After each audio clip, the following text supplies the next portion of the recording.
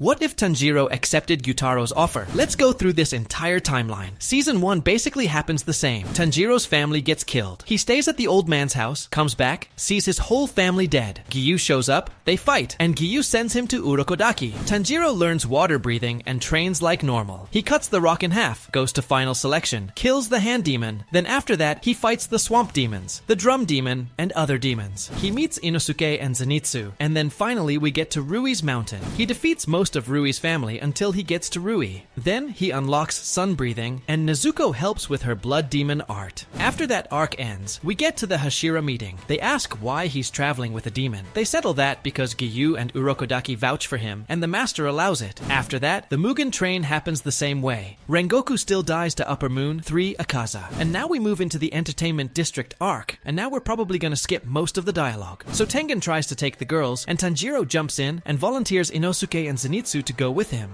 They go in dressed up as girls. They try to find Daki, Upper Moon 6, and they finally find her. While Tengen, Inosuke, and Zenitsu are fighting the belt half of Daki, Tanjiro is fighting the real Daki. Everything basically happens the same. I'm skipping over most of the actual fights like Tengen and Tanjiro versus Gyutaro, and Zenitsu plus Inosuke versus Daki. I'm gonna skip to near the end. Tengen stops his heart with his muscles. His hand is blown off, Zenitsu is trapped under the rubble, and Inosuke is on the brink of death. And this is where Gyutaro offers Tanjiro to become a demon. Now I think this can go a couple different ways, but since Tanjiro doesn't have that realizing moment, where he thinks if him and Nezuko ever became demons, they would want a demon slayer to kill them, that moment never happens in this timeline. Instead, he thinks like, if Nezuko cannot eat humans and stay herself, then I can be the same way. So he accepts Gyutaro's offer, but right when he almost finishes regenerating and gets that demon boost, he instantly turns on Gyutaro and starts fighting him. Gyutaro is shocked because he thought Tanjiro was on his side. Then Tengen comes in and helps Tanjiro defeat Gyutaro. Zenitsu breaks out of the rubble using one of his breathing forms. Inosuke recovers enough to help, and Zenitsu plus Inosuke finish off Daki. And some of you might think, well, what about Muzan? Doesn't Muzan have control over demons? Well, it breaks just like with Nezuko. Gyutaro is already shocked and confused, and Muzan is way too focused on Upper Moon 6 dying. So he doesn't even realize that Tanjiro became a demon yet. This masked his presence and broke Muzan's control. So Tanjiro becomes a demon like Nezuko, but Tanjiro can actually talk. After that, let me know if you guys want me to drop a full evil timeline where Tanjiro never goes good again and just stays a demon the whole story. If you want that, comment below and I'll do it. But anyway, let's get back into this. So Tanjiro doesn't go into a coma now because he's a demon, so he heals way quicker. And I think even now, Rengoku would accept him because that was his dying wish, and Tengen would accept him too.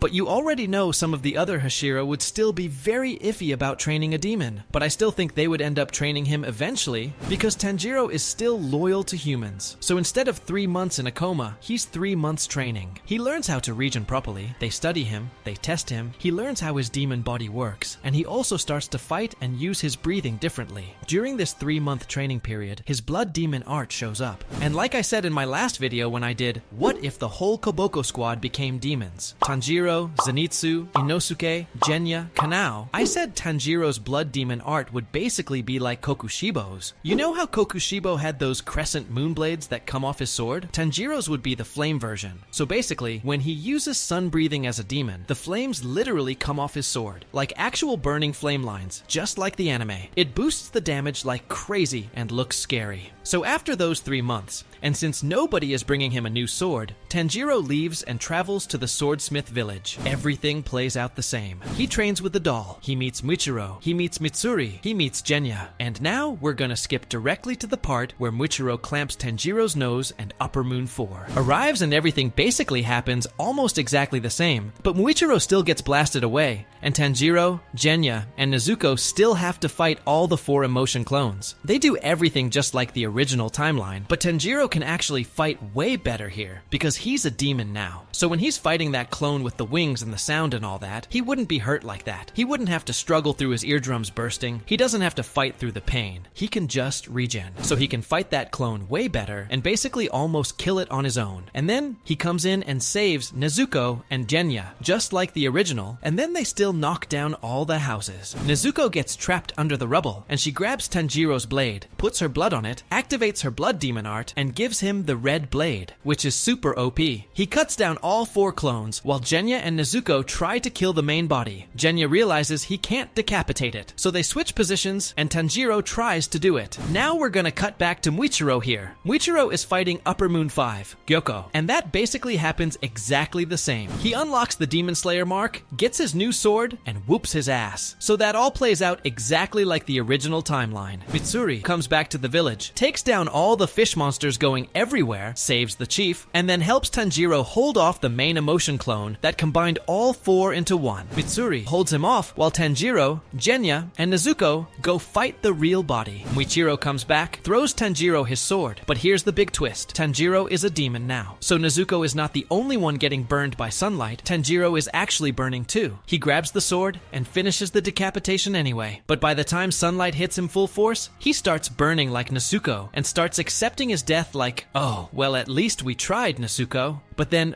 both of them realize they can become immune to sunlight, just like Nezuko did. And that makes Muzan very mad that 2 demons can do it. But it gives Tanjiro and Nezuko way better chances. So now we move into the Hashira training arc. So Tanjiro basically, instead of healing up, he's already regenerated. So he's already training with the Hashira. But with the Master's plans and stuff, we don't know if they'd even let Tanjiro fight in the Infinity Castle because they kept Nezuko under protection, and that's the one thing Muzan needs. Demons immune to sunlight, so it's kind of a hard choice. But I really don't think in a realistic timeline that Tanjiro would even be allowed to go. They would keep him hidden because he's way too important, and they would try to make sure Nakimi wouldn't find him. But anyway, that's the realistic version. Now let's veer off and make this more interesting. Let's just say Tanjiro does go into the Infinity Castle anyway. So after the Hashira training arc, where they are all training and Tanjiro gets his more defined blood demon art, the Master's plan goes into motion. Muzan comes in, tries to kill him, blows up the whole mansion. All the Hashira attack him, and then they all get dragged into the Infinity Castle. All the matchups happen the same. Akaza versus Tanjiro and Giyu. Shinobu versus Doma with Kanao and Inosuke. Upper Moon 1 Kokushibo versus Gyomei, Sanemi, Muichiro, and Genya. Upper Moon 3 happens almost exactly the same, but Tanjiro can take hits for Giyu, so Giyu isn't as injured because Tanjiro just regenerates. Giyu still holds out until he has the memory of his father using the transparent world. Unlocks that, and Akaza still dies like the original. Upper Moon 2 happens the same. Shinobu dies to poison, and Kanao plus Inosuke kill Doma. Upper Moon 1 happens the same. Muichiro dies, Genya dies, but Sanemi and Gyomei finish Kokushibo off. The side battles happen the same. Zenitsu kills Kaigaku with the 7th form, and Nakime gets taken over by Yushiro, while Mitsuri and Obanai cover him. Muzan notices, kills Nakimi, and Yushiro gets everyone out of the Infinity Castle. Now we head to the Sunrise Countdown arc. Tanjiro doesn't need medical help because he's a demon. He just regions and fights right on the front lines. He takes hits for the Hashira since he can always regen. Tanjiro gets flashbacks of Yoriichi telling him where all the 7 hearts are, how to do the 13th form, all of that. Everything plays out the same with Muzan getting dragged into the sun and dying. But one thing changes. Tanjiro never becomes Demon King Tanjiro. They inject him with the human serum immediately,